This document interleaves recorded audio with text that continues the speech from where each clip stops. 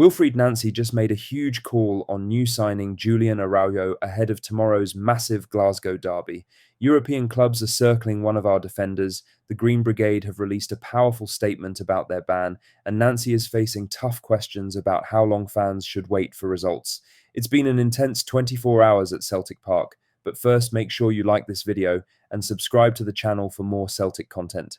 Wilfried Nancy has been forced to address questions about Julian Arao almost as soon as the defender arrived at Celtic. The timing of the move, so close to a Glasgow derby, has pushed the new signing straight into the spotlight. Celtic face Rangers on Saturday with pressure heavy on both the manager and the squad. Every selection call is being closely watched, especially with recent results leaving little room for error. Araujo only completed his move on Friday morning, yet talk has already turned to whether he could start such a demanding fixture. That debate has grown because of Celtic's recent defensive problems and Nancy's flexible use of players. The manager was asked directly if the Mexican international could feature from the start.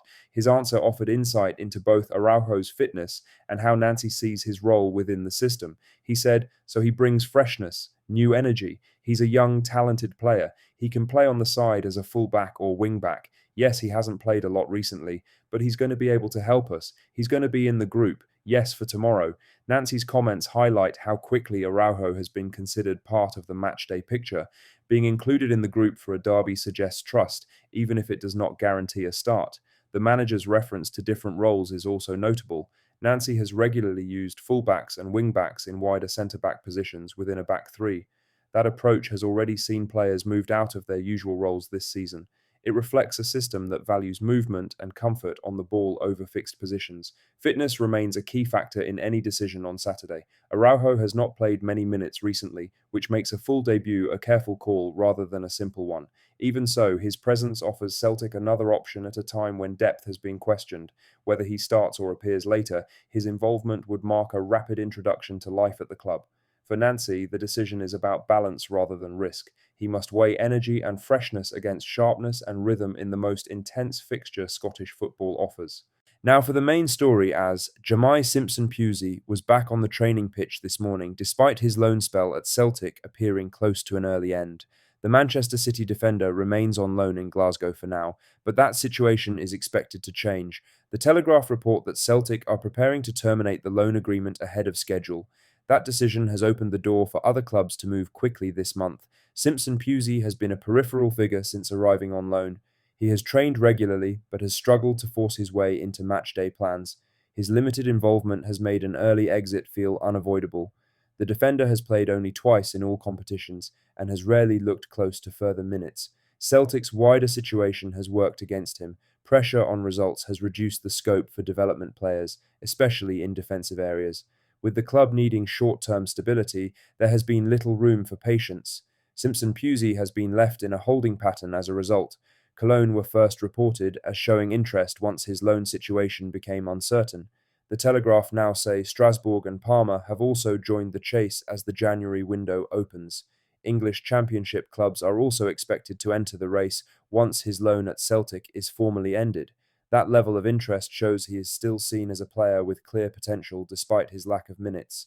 Manchester City do not expect him to remain at the Etihad once the loan ends.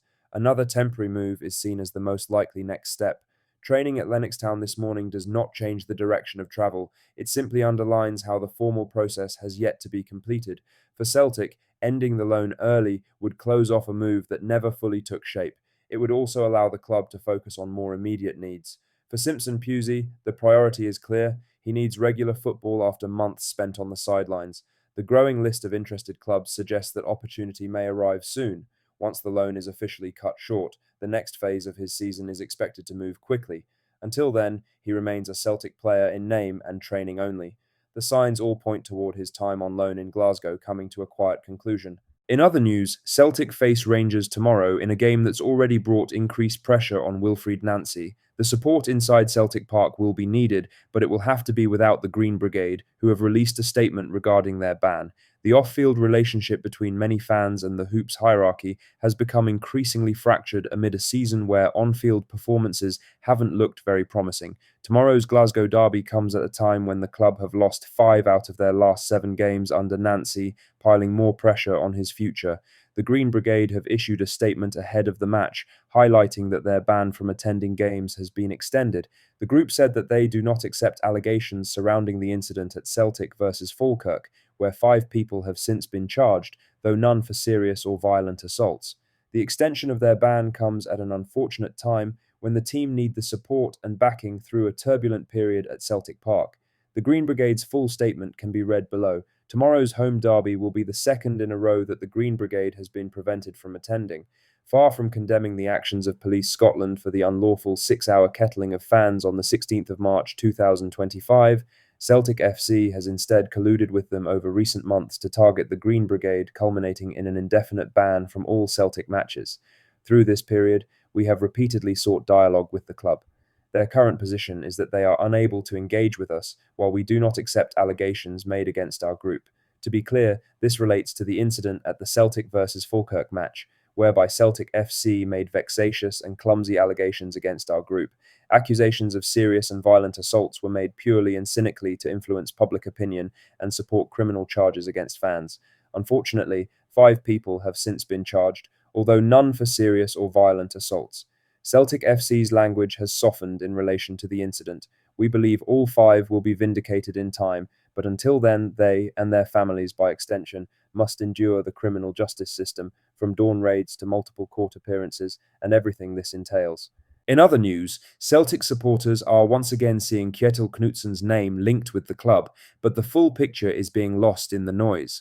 From a Celtic point of view, it is important to separate interest from reality and clear up where things actually stand. Knutsen was considered by Celtic before Wilfried Nancy was appointed, and that much is not in dispute.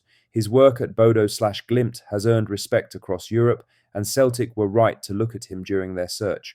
What has changed since then is Knutsen's own situation in Norway. Reports from Norway have consistently stated that Knutsen has already reached an agreement to stay at Bodo/Glimt, even if the contract has not yet been formally signed. This detail matters because it shifts the story away from availability. A manager who has agreed terms to remain where he is cannot be treated as an open option, no matter how unsettled things feel elsewhere. From the Celtic side, this helps explain why the club moved on and appointed Nancy instead of waiting. Celtic were not ignoring Knutsen or passing over him lightly, but responding to the reality that he was unlikely to move. Lastly, Wilfried Nancy faced a direct and uncomfortable question as pressure continued to build around Celtic's early season form. With 5 defeats in his first 7 games, the focus has shifted from style and ideas to results alone. Supporters are not debating long-term vision right now. They are watching points dropped, goals conceded, and momentum slip at a time when the margin for error feels small. The league position still offers a glimmer of hope, but patience is thinning fast. Each setback sharpens the demand for clarity on where this team is heading and how long the adjustment is expected to take. That's all for today's Celtic news. If you enjoyed this video, make sure to hit that like button, subscribe to the channel, and turn on notifications so you never miss an update. Drop a comment below with your thoughts on tomorrow's derby. We'll see you in the next one. Hail, hail.